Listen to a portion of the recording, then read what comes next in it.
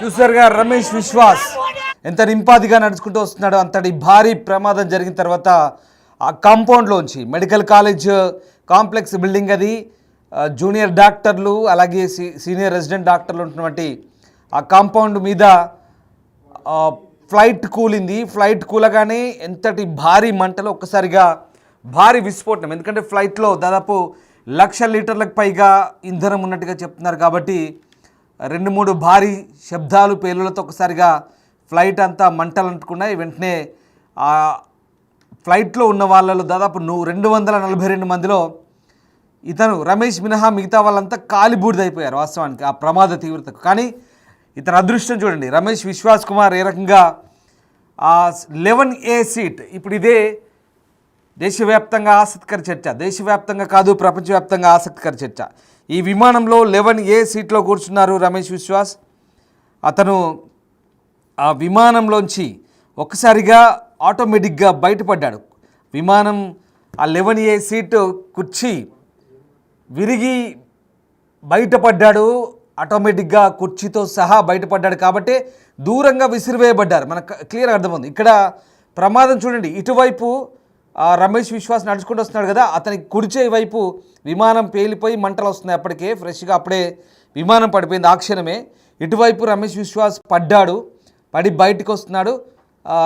గేట్లోంచి చూడండి, మళ్ళీ అప్పటికే వీడియో కాల్ చేస్తున్నాడా ఎవరికో, లేదంటే అది రికార్డ్ చేస్తూ వస్తున్నాడా, ఎవరికైనా చెప్పే ప్రయత్నం చేస్తున్నాడు, కానీ మొబైల్ మాత్రం పట్టుకుంటూ మొబైల్ చూసుకుంటూ నడుచుకుంటూ వస్తున్నాడు. బహుశా మొబైల్లో ఎవరితోనైనా మాట్లాడుతున్నాడో ఏంటో. రాగానే నేనే ఆ విమాన ప్రమాదం నుంచి నేను బయటపడ్డానని చెప్పాడు. చెప్పగానే అక్కడున్న స్థానికులు అప్పటికే అరుపులు, కేకలు, పెడబొబ్బలు మనం విన్నగా ఆ దృశ్యాలన్నీ కూడా. రాగానే అటు నుంచి ఆ వ్యక్తులు అతన్ని ఇంకా అక్కడి నుంచి రెస్క్యూ చేస్తున్నారు. ఒకసారి చూడండి, రాగానే నేను ఫలానా విమానం నుంచి పడ్డాను, నేను ఇప్పుడు అందులోంచి బయటపడ్డానగానే తీసుకెళ్తున్నారు. అప్పటిదాకా అయోమయానికి గురవుతున్నారు స్థానికులంతా. ఏదో జరిగింది, అసలు ఏం జరిగిందని తెలుసుకునే లోపే ఇదంతా జరిగింది. రమేష్ విశ్వాస్ తర్వాత మాట్లాడాడు, చూడండి ఒకసారి. मैंने उसके बारे में बताया और सब हाल चाल पूछा सब। विश्वास, अगर हम जानना चाहें कि आप थोड़ा सा बता पाएं कि ये हादसा कैसे हुआ था, क्योंकि ये एक बड़ा चमत्कार है जिस तरीके से आप वहाँ से इकलौते ऐसे शख्स हैं जो जिंदा बचे। वो मेरे नज़रों के सब सामने हुआ था। मेरे खुद को भी बिलीव नहीं होता कि मैं कैसे उसमें से जिंदा बाहर निकला, क्योंकि थोड़ा टाइम लिए कि तो मेरे को लगा था कि मैं भी मरने वाला हूँ, लेकिन जब मेरी आँख खुल के मैं देखा ना तो मुझे लगा मैं ज़िंदा हूँ। तो मैंने ट्राई किया, जब मेरी सीट थे वो मेरी बेल्ट निकाला, मैंने वो ट्राई किया जहाँ से निकल सकता वहाँ से, तो मैं निकल गया वहाँ से। मेरे नज़रों के सामने एयर होस्टल और दूसरे आंटी अंकल सभी उसमें मेस हो गए थे सभी। अच्छा, थोड़ा सा बता पाएं, जब जैसे ही टेक ऑफ हुई फ्लाइट, क्या हुआ था और अचानक से कैसे हादसा हुआ? टेक ऑफ के बाद 1 मिनट के अंदर ही जब टेक ऑफ हुआ ना तो सडनली 5-10 सेकंड कैसे लगा जैसे स्टक हो गया वो। बाद में से मेरे को लगा कि कुछ हुआ, बाद में प्लेन में लाइट ऑन हो गई, ग्रीन और वाइट। बाद में वो पता नहीं वो చూసారుగా రమేష్ విశ్వాస్ చెప్తున్న మాటలను బట్టి అసలు తను ఎలా బయటపడ్డానో ఎలా బతికానో కూడా తనకు అర్థం కావట్లేదు. ఏం జరుగుతుందో తెలుసుకునే లోపే బయటపడ్డారంటూ ఆయన చెప్తున్న పరిస్థితి కనబడుతుంది. ఒక్కసారిగా అహ్మదాబాద్ ప్రమాద ఘటనలో బయటపడ్డ ఏకైక వ్యక్తిగా ఆ రోజు రమేష్ విశ్వాస్ కుమార్ చర్చనీయాంశంగా మారిన పరిస్థితి. ఆయన ప్రధాని మోదీ కూడా పరామర్శించినప్పుడు ఆయన వెంట వెళ్ళినటువంటి మోదీ వెంట వెళ్ళినటువంటి దూరదర్శన్ సిబ్బంది ఇతన్ని ఇంటర్వ్యూ చేసినప్పుడు అది ఏం జరిగిందో మాట్లాడిన అంశాలు అవి. వాస్తవానికి ఇది 242 మందిలో బయటపడ్డ Vishwas Kumar seat number 11A అనేది ఇప్పుడు పెద్ద చర్చనీయాంశంగా మారింది. ఎమర్జెన్సీ డోర్కు పక్కనే ఉంటుందని చెప్తున్నారు. ఇక్కడున్న సీట్లో ఉన్న వ్యక్తి మాత్రం ఆ బతికి నడుచుకుంటూ వస్తున్న వ్యక్తే ఈ రమేష్ విశ్వాస్ కుమార్. చివరికి సిబ్బంది కూడా అందరు మరణించారు, కానీ ఈ సీట్లో కూర్చున్న రమేష్ కుమార్ మాత్రం బయటపడ్డ పరిస్థితి. సరిగ్గా ఇలాంటి ఘటన ఇది రెండోసారి రిపీటెడ్గా చెప్తున్నారు. 27 ఏళ్ల క్రితం కూడా మరో వ్యక్తి విషయంలో కూడా సేమ్ ఇదే సీటు ఇక్కడే ఇలాంటి ఘటన జరిగింది. అసలు ఏంటి ఇప్పుడు 11A సీట్ గురించి ఒక ఆసక్తికర చర్చ.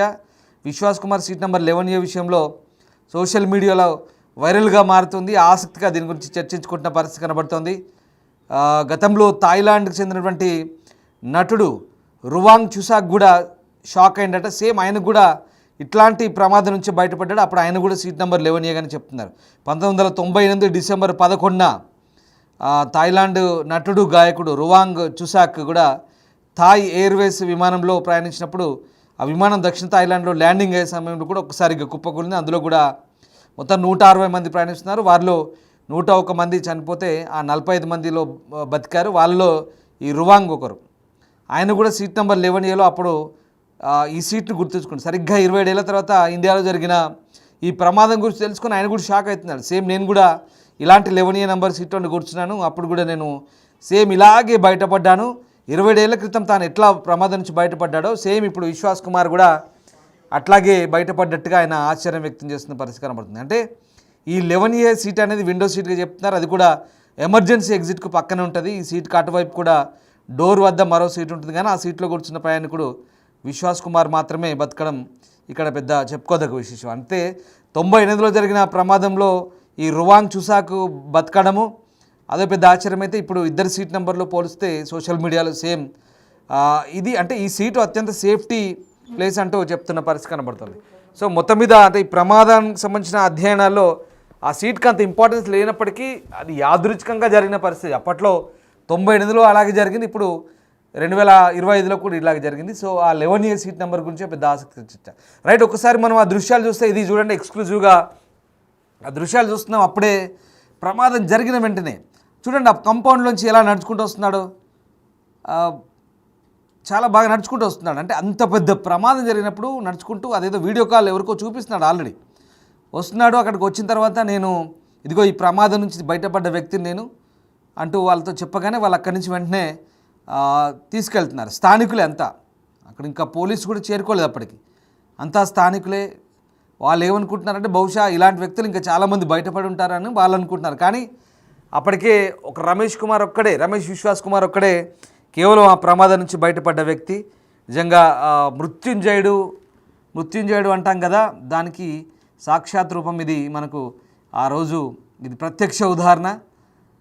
చాలా అదృష్టవంతుడు రమేష్ విశ్వాస్ కుమార్. కానీ ఇంకో దురదృష్టం ఏంటంటే ఆ ప్రమాదంలో ఆయన తమ్ముడు అజయ్ అలాగే ఇంకో 2-3 బంధువులను కూడా కోల్పోయినట్టుగా చెప్తున్నారు. సో ఆ విషయం అలా పక్కన పెడితే తాను మాత్రం బతికి బయటపడ్డ పరిస్థితి. ఇది నిజంగా ప్రపంచవ్యాప్తంగా విమాన ప్రయాణికులకైతే షాక్ గురి చేసిన అంశం ఈ ప్రమాదం అయితే ఆ బయటపడ్డ ఈ ఒకే ఒక్క ప్రయాణికుడు మాత్రం మృత్యుంజయుడిగా మారడంతో ప్రస్తుతం ఈ 11A సీట్కి అయితే విపరీతమైన డిమాండ్ పెరుగుతుందట. వాస్తవానికి ఇప్పుడు ఫ్లైట్ బుకింగ్ సంబంధించి ఎమర్జెన్సీ ఎగ్జిట్ ఎక్కడుందో అక్కడ సీట్లు ఉంటే చెప్పండి మాకు, దానికి సంబంధించిన సీట్లు ఉంటే చెప్పండి మాకు, అక్కడ మేము బుక్ చేసుకుంటాం అంటూ చెప్తున్నారంట ఇప్పుడు ఫ్లైట్ ఎక్కేవాళ్ళు. ఎంత విచిత్రం చూడండి, ఎమర్జెన్సీ ఎగ్జిట్ దగ్గర సీట్ ఉంటే మాకు ఆ సీట్ ఇవ్వండి, ఆ సీట్ కావాలంటున్నారంట. సో ఇది యాదృచ్ఛికమే. వాస్తవానికి ఆ 90లో జరిగిన ప్రమాదానికి ఇప్పుడు ఈ థాయిలాండ్ వాసికి మన రమేష్ విశ్వాస్కు జరిగిన ఘటన యాక్చువల్గా అంత ఇంపార్టెన్స్ లేదంటున్నారు ఎక్స్పర్ట్స్. ఆ సీట్కి అంత ఇంపార్టెన్స్ లేదు. కానీ అప్పట్లో అలాగే ఇప్పుడు ఈ 11A సీట్లో ఉన్న వాళ్ళు బతకడం అది సేమ్ సిచ్యువేషన్ అని చెప్తున్నారు. సో ఆ రకంగా సోషల్ మీడియాలో చర్చ జరుగుతున్నప్పటికీ ఇప్పుడు ఈ 11A seat, not only 11A, emergency ఎగ్జిట్కు దగ్గరలో ఉండే సీట్లు ఏమైనా ఉంటే చెప్పండి, మేము ఎక్స్ట్రా మనీ అయినా పే చేస్తాం, కానీ మాకు ఆ సీట్ ఇవ్వాలంటూ ఇప్పుడు ఫ్లైట్లలో ఎక్కేవాళ్ళు అడుగుతున్నారంట. అంటే ప్రమాదాలు జరిగితే కనుక ఊహించని పరిస్థితుల్లో ఒకవేళ బయటపడవచ్చు ఇలాంటి సిచ్యువేషన్లో అంటూ వాళ్ళు విమానాలు ఎక్కేవాళ్ళు సేఫ్ సైడ్లో ఆలోచిస్తున్నారట. సో ఆ రకంగా అంటే ఆ దృశ్యాలు చూస్తే మనకు అర్థమవుతుంది నిజంగా అంత పెద్ద ప్రమాదంలో ఒక్కరు కూడా బతికి బట్టగట్టే ఛాన్స్ అయితే లేదు పక్కగా. కానీ రమేష్ విశ్వాస్ కుమార్ అదృష్టం చూడండి, ఆ 11A సీటు సడన్గా ఎమర్జెన్సీ ఎగ్జిట్ దగ్గర అది ఎజెక్ట్ అవ్వడము, సీట్ ఆటోమేటిక్గా విరిగి బయటపడ్డము, విసిరివేయబడ్డము.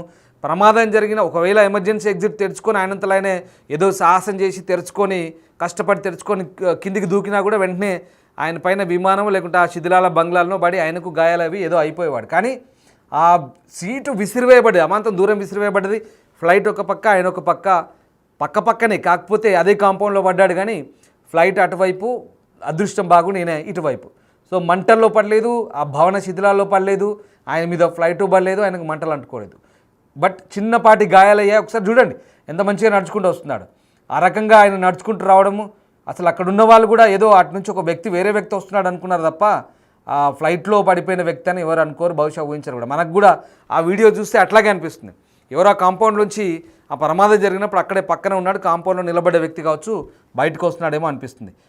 అంటే నేను ఆ ఫ్లైట్లోంచి బయటపడ్డాను అని చెప్పే వరకు కూడా ఆయన ఎవరనేది అక్కడ వాళ్ళు గుర్తుపట్టని పరిస్థితి.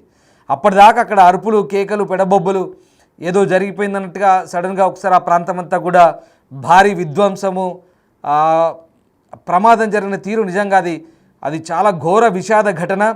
ఇండియన్ ఎయిర్క్రాఫ్ట్ హిస్టరీలో ఒక రకంగా చెప్పాలంటే భారతీయ విమానయాన చరిత్రలో ఇది అత్యంత విషాదకర ఘటన.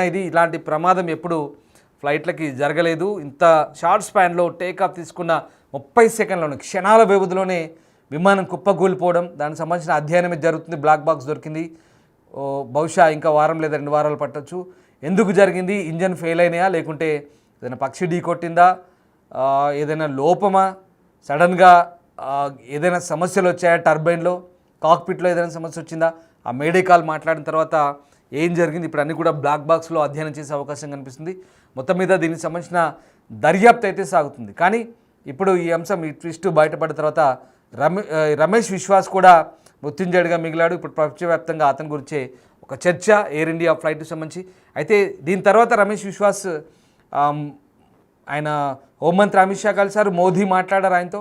ఆ సందర్భంలో దూరదర్శన్ ప్రతినిధులతో కూడా రమేష్ విశ్వాస్ మాట్లాడారు. తను ఎలా బయటపడ్డది కూడా తనకు తెలియదు, అసలు ఏం జరిగిందో తెలుసుకునే లోపే తను అలా వచ్చానట్టు చెప్తున్నారు. ఒకసారి రమేష్ విశ్వాస్ ఏం మాట్లాడారో చూద్దాం.